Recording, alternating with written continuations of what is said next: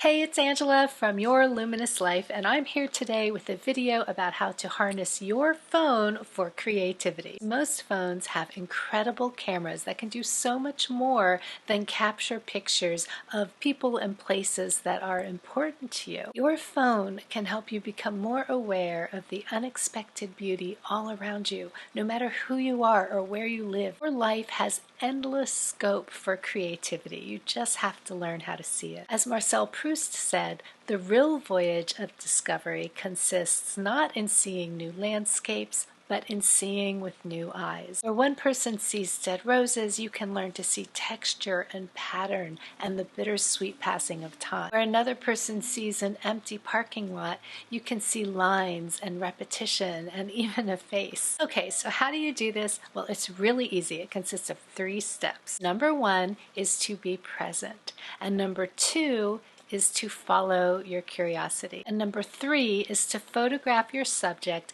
keeping this one question in mind. Okay, let's start with presence. Presence is so important because you can't photograph what you don't see. You have to get out of your goal-oriented mind and sink into the world that's in front of you, right here, right now. And this isn't easy because we are pretty goal-oriented. Like if we take a walk to the mailbox, our mission is on getting the mail and then coming back to the house, sorting through the bills, like we're just thinking about all of the things that we have to do. And most of us do this all the time. I mean, we walk through the world without really seeing what's around us. We're in our head. We're planning, we're making lists, we're worrying, we're juggling things. And I think we do this because it feels productive to be one step ahead of whatever life is going to throw at us. But compare that to a 3-year-old. I mean, a 3-year-old is going to take 10 times longer than you to get to the mailbox because they are going to notice like how the blades of grass are different colors, or they might notice a clover flower or a stone in the middle of the street or a weed against the fence. They're just going to be observing and noticing their immediate environment as they walk down the driveway to the mailbox. And that's what we want to capture. We will take much better pictures if we are more like the toddler than the goal-oriented person rushing to the mailbox. So I know it's not easy to turn your brain off at will, and here is a simple exercise that I do in order to ground myself. So the first thing I'll do is I will ask myself, what can I hear? And I'll just listen to all the sounds in my environment. But the trick is, instead of just saying, I hear a bird, I hear a car, you want to get away from the label and you want to describe the actual sound. So instead of saying, I hear a bird, I might say to myself, I hear the high-pitched, sweet-sounding chirps in a repeating pattern, and they make me feel happy, like spring is going to be here soon. And then I'll ask myself what I can smell. And just like before, I'm going to use descriptive words. You really want to lean into the descriptions and the unique attributes of whatever the label is that you might come up with initially. And then finally, I'll check in with how I'm feeling. Like maybe I can feel the sun on my face, but it's a little hot on my head.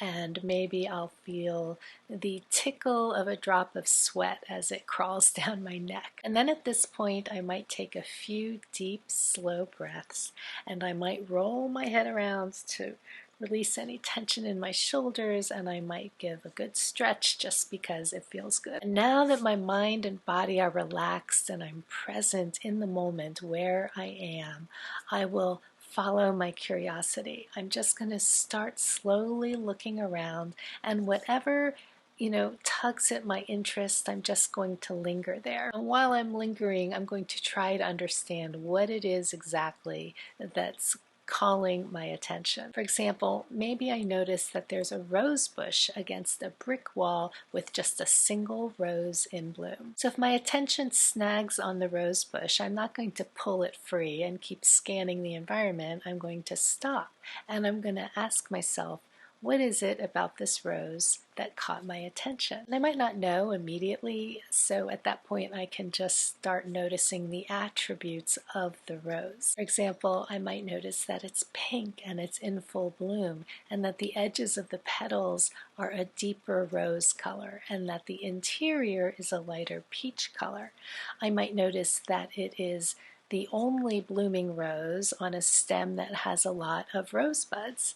I might notice the interesting shadow cast by the rose on the wall behind it. So now if I decide to take a picture of the rose, it's not going to be a generic photo of the rose because I'm going to want to lean into some of those details that I notice. Which leads me to the third step, which is to photograph the subject that your curiosity led you to. And it's so great because digital photography gives you so much freedom to experiment and to really explore your subject. It's not like the days when I grew up where you took maybe 1 or 2 pictures because you had to pay for every image. So really experiment with your photography. Really work the subject. Like every photo that you take, like move your camera a little bit, try a different point of view, a different angle. If you can walk around it, do that and see how the light makes it change. Allow creative curiosity to come into play. What happens if I do this? And what happens if I do this? And when you look at the back of the camera, don't invite your inner critic to come out and tell you if it's a good or a bad photograph. That is the wrong question to ask yourself. The only and the most important question to ask yourself is, would a stranger looking at this photograph understand what I found so interesting? And if the answer is yes, then that's great and you can follow your curiosity onto another subject unless your curiosity wants to continue to explore the rose. And if the answer is no, then get curious about why not and see if you can fix it. Like maybe there's a pipe or something distracting in the image and you can just shift your position a little bit and leave the pipe out of it. So use that digital camera to experiment and honor your curiosity. Because really, I think that's what creativity is. It's giving expression to your curiosity and experimenting and seeing what happens and developing your inner voice, your vision, and expressing it, just sharing it with even with yourself, like showing yourself what you can do, but maybe sharing it with others eventually. Creativity, it's just an amazing gift and we all can do it, and I just think that's wonderful. And I've already done 2 videos about the power and the benefits of creativity, so I'm not going to get into it here, but I am a strong advocate for creativity and making time for it and practicing it because I really think it can transform your life, just bring an element of joy and surprise and peace and calm to it. So if this sounds good to you and you want to get started with mindful photography, you can check the description below because I have some resources listed for you there. Or you might be interested in my book. It's a 30-day photography challenge book, and it has lots of pictures in it that I've taken with my iPhone, and it also has space for you to tape in your images into the book and then reflect on your experience taking the pictures. So after you complete this book, it's going to be a really nice memento of your creative practice. And it's available on Amazon.com, and the link is below in the description, so please go check it out.